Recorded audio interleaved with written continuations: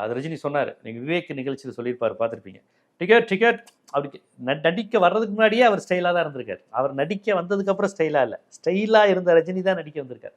அவர் டிக்கெட்டை கேட்பாராம், ticket ticket ticket வாங்குறதுலாம் வாங்க அப்படின்ட்டு. அப்போ முடி வந்து இவ்வளோ இருக்குமா. அப்போ ரஜினி சொல்கிறார், டிக்கெட் டிக்கெட் டிக்கெட் அப்படிங்க வரான் ரஜினி அப்படிங்கிறது.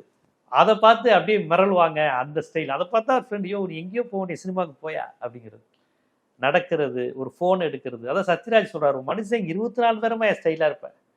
யோ எப்படியா இருந்தாலும் ஒரு மனுஷன் டயர்டாக இருக்கும்போது மூஞ்சி ஒரு மாதிரி இருக்கும், ஒரு மாதிரி இப்படியே இருக்கும்போது. இல்லை தூங்கும் போது மூஞ்சி இருக்கும். சத்யராஜ் சார் செஞ்சே காமிச்சார், தூங்கும்போது வாய் திறந்துடும் எல்லாருக்கும்.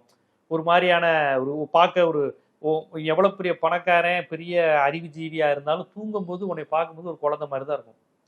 ஐயோ பாவம் மனுஷன் தூங்குறாருமா. ஆனால் ரஜினி தன்னை மறந்து, மெய் மறந்து, தன் உடல் மறந்து அப்படி ஒரு தூக்க நிலைக்கு போகும்போது கூட, அந்த புருவம் இருவரோடு தூங்கும்போது கூட ஒரு ஸ்டைல் இருக்கு.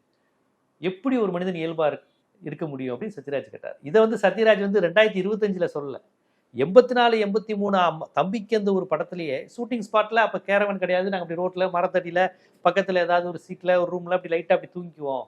இப்போ ஏதாவது வீட்டு திண்ணையில தெரிஞ்சவங்க இதுலன்னு அப்படி திண்ணையில தூங்கும் போது ரஜினி அவ்வளவு ஸ்டைலா இருப்பாராம்.